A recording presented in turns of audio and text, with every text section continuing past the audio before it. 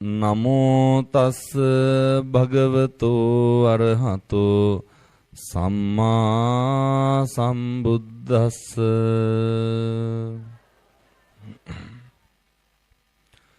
විහාරාධිපති අධ්‍යාපන අමාත්‍යාංශයේ සහකාර අධ්‍යාපන අධ්‍යක්ෂක දුරන්දර ගෞරවනීය අපේ නායක මාහිම්පාණන් වහන්සේ වරප්‍රමුඛ පන්සලේ වැඩ ඉන්න මහා සංඝරත්නයන් අවසරයි. සද්ධර්ම ශ්‍රවණලාභී සත්පුරුෂ පින්නතුනේ පින්නතියනේ සියලු දෙනාම එක්කහුව වෙලා ඉන්නේ බලාගෙන ඉන්නේ පින්නතුනේ මේ බණ කියන්නේ මාව නෙමෙයි කටිනයට ඇවිල්ලා යන්න ආවේ.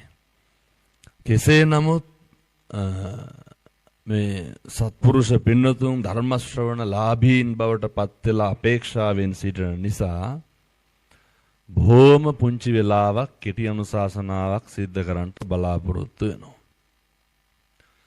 අද පන්සලේ කටින පින්කමක් තිබ්බ හින්දා මිනිස්සුયો විදිහට ඉපදිලා මිනිස්සුયો විදිහට මැරිලා යන්න කලින් තේරුම් ගන්න ඕන කරන එක කාරණයක් විතරක් කියලා මම බණ නවත්තනවා. මිනිස්සෙක් විදිහට මේ ලෝකේ ඉපදුනහම මැරෙන්න කලින් මොකද්ද තේරුම් ගන්න ඕන එක? පොඩි කාරණයක් තියෙන. මිනිස්සෙක් විදිහට ඉපදුනහම මැරෙන්න කලින් තේරුම් ගන්න ඕන මොකටද මිනිස්සෙක් වෙලා ඉපදුනේ කියලා. ඔච්චරයි. මැරෙන්න කලින් තේරුම් ගන්න මොකටද මිනිස්සෙක් වෙලා ඉපදුනේ කියලා. දෙවෙනි කාරණය. මොකටද අපිට මේ අතපය හම්බෙලා තියෙන්නේ? ඊළඟට ඕක තේරුම් ගන්න. දැකලා නැද්ද ජීවිතය අර අබ්බගාතු උදවිය දැකලා නැද්ද? යන්න එන්න කණ්ඩ කතා කරන්න බැරි උදවිය දැකලා නැද්ද? ඕන තරම් දැකලා ඇති. එහෙම දැකලා අපි තීරණය කරන්න ඕනේ මේ මොකටද මේ අපේ මේවා වැඩ කරන්නේ? මේ අතපය කකුල් හැම එකක්ම වැඩ කරන්නේ පින්නතුනේ සසර මඟ කෙටි කරගන්න පාරමිතා පුරන්න විතරයි. එහෙම නැත්නම් සංසාරේ දික් කරගන්න මේ කිසි දෙයක් වැඩ කරන්නේ නැහැ. අදිෂ්ඨාන කරගන්න මේ සෑම ඉන්ද්‍රියක්ම පිනවන්න අනුන් වෙනුවෙන් නෙමෙයි අපි වෙනුවෙන්. ඒ අතර වැදගත්. මිනිස්සු වැඩිපුරම පව් කරගන්නේ අපි හින්දාද අනුන් හින්දාද? දැන් ඔය උදාහරණයක් විදිහට පින්නතුනේ දැන් මේ වෙනකොට ඔය ඇත්තෝ කී දෙනෙකුට විතර කුණු හරපෙන් බැනලා දෙනවා? කුණුහරුපයක් කිව්වනම් කිව්වෝ ජීවිතේ කවුරු වෙනුවෙන්ද? අපිට කුණුහරුපෙන් බැන ගන්නවද? කාටද බනින්නේ? පව් පිරෙන්නේ කාටද? අනුන්ට පව් පිරෙනවද? ඒ පව් පිරෙන්නේ අපිට. මොකටද පින්නතුනේ අනුන්ට කුණුහරුපෙන් බැලලා අපි පව් පුරව ගන්න? පැහැදිලි නැද්ද මං කියන එක? ඔය කටින් කවදා හරි තෝ කියලා කිව්වනම් කිව්වේ කාටද? මොකටද අනුන්ට බයින්නේ? නොබැන ඉන්නකෝ. මිනිස්සු වෛර කරන්නේ කාටද? අපිට වෛර කරගන්නවද කවදා? පව් පිරෙන්නේ කාටද? වෙනතුනේ අනුන්ට වෛර කරනවා අපිට පව් පිරෙනවා. මිනිස්සු ඊර්ෂ්‍යා කරන්නේ කාටද? අපිට ඊර්ෂ්‍යා කරනවද? මොකටද එහෙනම් අනුන්ට ඊර්ෂ්‍යා කරලා අපි පව් පුරව ගන්න? දැන් කියමු බලන්න අපි වෙනුවෙන් කරගන්න දෙයක්. මිනිස්සු දෙස් දේවල් තියන්නේ කාටද? මොනවාද අපිට කියලා කරගන්න? මිනිස්සු අපහාස කරන්නේ කාටද? පව් පිරෙන්නේ කාටද? ඔය මේකත් අහන්න. මිනිස්සු සැක කරන්නේ කාවද? ජීවිතේට අපි අපිව සැක කරලා තියෙනවද? කාවද සැක කරන්නේ? කුලප්පු වෙන්නේ කවුද ඒ උනාට? ඒ මොකටද අනුන් සැක කරලා අපි කුලප්පු වෙන්නේ? දැන් ඔය මොකෙක් හරි බුදියාගෙන ඉන්න පොඩි එකෙක් කෑ ගහන්න ඕන නැගිටලා. අර පොඩි එකාගේ අම්මා දිහා කණ්ඩ වගේ බලන්නේ නැද්ද වටපිට ආයුධ උස්සගෙන යනකම්ම බලනවා. එහෙම නැත්නම් මේ කාගේ හරි ෆෝන් එකකට කෝල් එකක් එන්න ඕන. එතකොට මොකද කරන්නේ? ඒ පැත්ත බලන්නේ නැද්ද චච්චෝක් ගාලා? ඒ මොකටද කාටවත් වෙන කෝල් වලට අපි කුලප්පු වෙන්නේ? ෆෝන් එක අයිතිකාරයටද කේන්ති යන වටපිට ආය මිනිස්සුන්ට. පෙන්නතුනි මේ ජීවිතේ වැඩිපුරම කඹරන්නේ අනුන්ට. ආධ්‍යාත්මය අතින් ගත්තාම ඇත්තටම රත්තරන් පළඳින්නේ කාට පේන්නද? ගෙවල් වල ඉන්නකොට ඔය තියෙන චේන් මුදුමාල බ්‍රේස්ලට් වල්ලු කරාඹු සේරම එල්ලගෙන ඉන්නවද? ඔය සේරම ගලවලා දාන්නේ නැද්ද කියපු ගම? මිනිස්සු සෙන් පවුඩර් ගහන්නේ කාට සුවඳ යන්න? ගෙවල් වල ඉන්නකොට ඔය ගහලා ඉඹිඹා ඉන්නවද? ගෙදරට අඳින්නේ ගෙදර තියෙන හොඳම වැරහැල්ල වගේ ඇඳුම නෙමෙයිද? ඔය කියපු ගමන් ගලවන්නේ නැද්ද කුණු ගෑවෙනවා කියලා? දැන් කියමු බලන්න අපිට කියලා මොනවද කරගන්නේ? මං කියන්නේ බෞද්ධ පැහැදිලිද දන්නේ මං කියන එක. භෞතිකේ හෝ වේවා ආධ්‍යාත්මය ලෞකික ලෝකෝත්තර ඕන එක. ඒ ලෝක වශයෙන් හෝ වේවා මේ ලෝක වශයෙන් අපිට කියලා මොකක්ද කරගන්නේ? ඔය ජීවිතේට අර ගෙදර කැබිනට් එකේ අල්මාරියේ තියෙන තැටිපිකම් බෝල් එලීට අරන් ඇදගෙන බත් කාලා තියෙනවා දවසාවට. මං කියන්නේ මේ ආසාවට. ඔය ගන්න කවුරු ආවම අපි අර ගෙදර ඇතිලි අප්පල්ලේ මඩක්කුවේ මොකේ හරි දාන බත් කනවා. ගෙදරකට අලුතෙන් සෝපා සැටියක් ගෙනාවුවම මොකද කරන්නේ? අනිත් පැත්තේ වල නම් වහලා දානවා. මේ පැත්තේ මොකද කරන්නේ? වහනා නෙමෙයි පින්නතුනේ ඉඳ ගන්න පැත්ත බිත්තියටත් හේතු කරනවා. ඇයි පොඩි උන්ට නගින්න බෑනේ එතකොට? දැන් මතක් නැති අපේ ගෙදර වායි කියලා. ලස්ස ගණන් දීලා පුටු ගෙනල්ලා අර කොළඹ වල පඩි උඩ බයිසිකල් උඩ ඉඳලා බත් කනවා. මොකටද ඔව? ඉක්මනට කියමු බලන්න අපි වෙනුවෙන් කරගන්නද?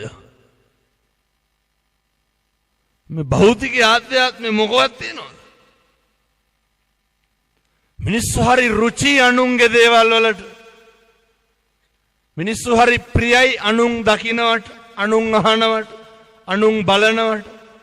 අපේ දේවල් අනුන් දකින්න තරමේ දිගපළල අනුව තමයි අපි සතුටු වෙන්නේ. පුරුදු වෙන්න. අපේ සැප සතුට තීරණය කරන්න අපි මත. දැන් ඔය හිතන්නකෝ දැන් අල්ලපු ගෙදර මේ ඉන්ද්‍රියන් වල ස්වභාවය අපි ගෙදර මොකද්ද ප්‍රවෘත්ති බල බලා ඉන්නවා. අල්ලපු ගෙදරින් බණ දානවා. ජීවිතේටවත් බණක් දැම්ම කියලා ප්‍රවෘත්ති ඔෆ් කරලා බණ අහනවා. ඒ වගේද ප්‍රවෘත්ති අහා ඉන්නකොට අල්ලපු ගෙදර පිගන් දෙක තුනක් වදින සද්දයක් කියලා කුණු හරප වුණොත් එහෙම. හා ගාලා නවත්තන්න නැද්ද සේරම සද්ද බාද? නවත්තලා පාඩුවේ අර කහගෙන ඉන්නවා. මේවා රුචි මොකේද? මිනිස්සු හරි කැමති අනුන්ගේ දේවල් අහන්න. මිනිස්සු හරි කැමති අනුන්ගේ දේවල් හොයන්න. මේක ඔයත්තන්ට ඕන නම් මට අදම ඔප්පු කරලා පෙන්වන්න පුළුවන්. දැන් යන ගමන් කාට හරි කියන්න අහවලාගේ පොඩි දෙයක් කියන්න තියෙනවා නිවාඩුව කෝල්ලයක් ගන්න කියලා කියන්නකො. පින්නදින අර මනුස්සයාට අර අහනකන් නිින්ද යන්නේ නැහැ නේද? මිනිස්සු හරි රුචි මොකේද? අනුන්ගේ කුණු හොයන්න. අනුන්ගේ ඕපදූප කතා කරන්න. ජීවිතේ හෙට ඉඳන් නවත්තන්න පුරුදු වෙන්න. අනුන් ගැන හොයන එක බලන එක නවත්තන්න. අපෙන් කෙරෙන්න තියෙන යුතුයකම විතරක් කරන්න. එච්චරයි. බුදුරු උගන්වන ජීවිතේ ඉගෙන ගන්න. කෘතගුණ දක්වන්න පුරුදු වෙන්න. කෙලෙහි ගුණ සලකන්න පුරුදු වෙන්න. හැබැයි මොකක් හරි මනුස්සයෙක්ගෙන් පින්නතුනි මෙහෙම විස්මිත දේශනාවක් මේක.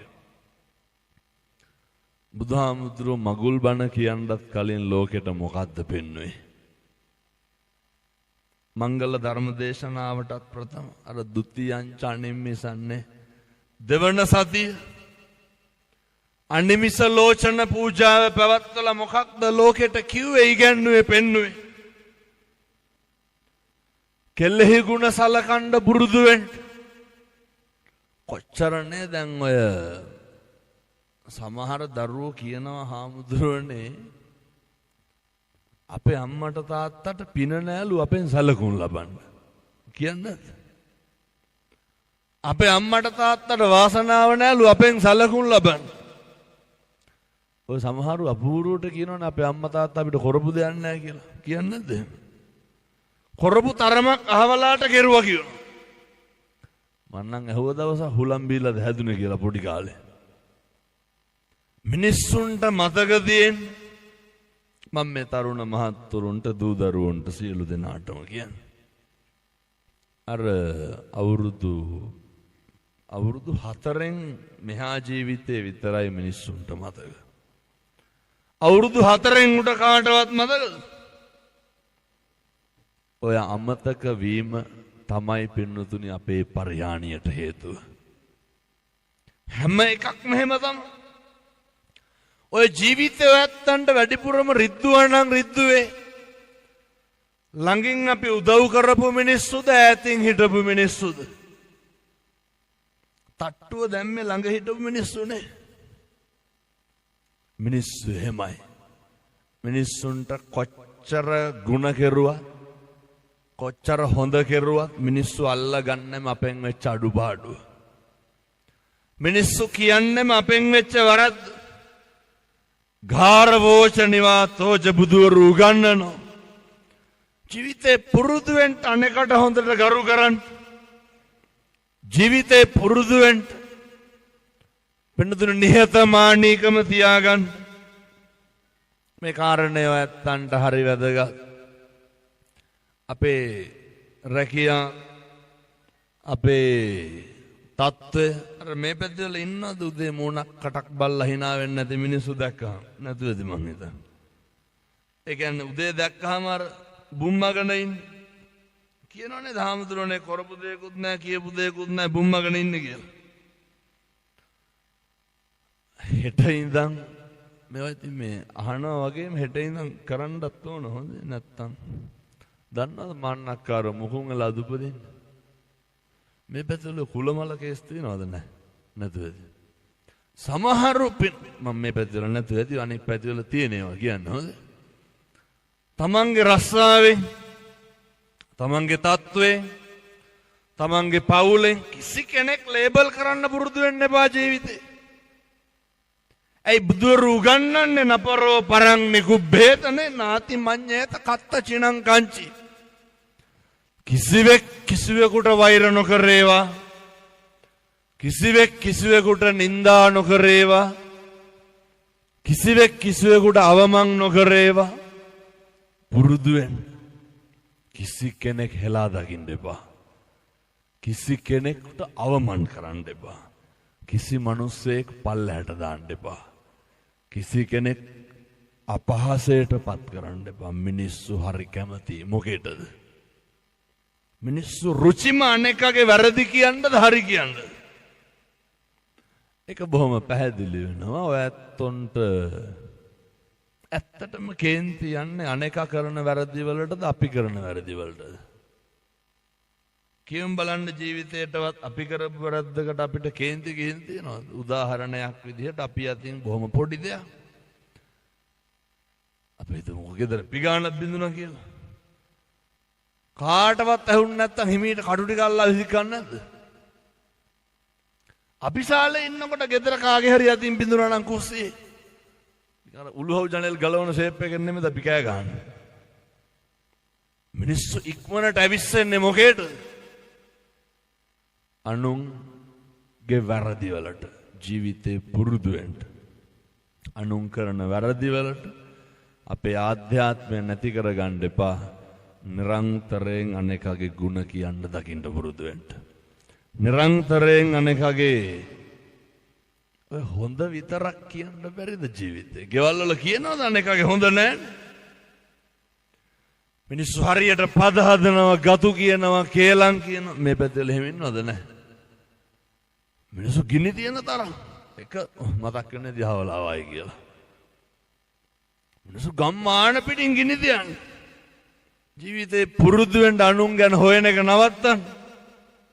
ඔය සමහරු ඉන්නවා පින්නතුනි 119 ගහන එක කරන්නේ රස්සාව විදිහට. මොකටද? මුදිතාව කියන එක ජීවිතේ තියෙන්න ඕන. අනේකට හරියනවා, අනේකා උසස් යනවා. දිහා බලලා සතුටු වෙන්න. අනේකගේ දරුවා හරි කමන්නේ ජය ගන්නකොට සතුටු වෙන්න ආශිර්වාද කරන්න. සබ්බ පාපස්සා කරන සියලු පව් නොකර ඉන්න. කුසලස්ස උපසම්පදා. කුසල් විතරක් වර්ධනය කරන්න. ඒ සඳහා අවශ්‍ය ශක්තිය, ධෛර්යය මේ පින්වත් අම්මලාට, තාත්තලාට, දලදා හාමුදුරුවන්ගේ පිහිටෙන් ලැබේවා. සාදු සාදු කියලා ප්‍රාර්ථනා කරන්න. ධම්මෝ භවේ රක්ඛති ධම්මචාරී. ධර්මයේ ඇතිවෙන්න ධර්මයේ විසින් රැකගන්න.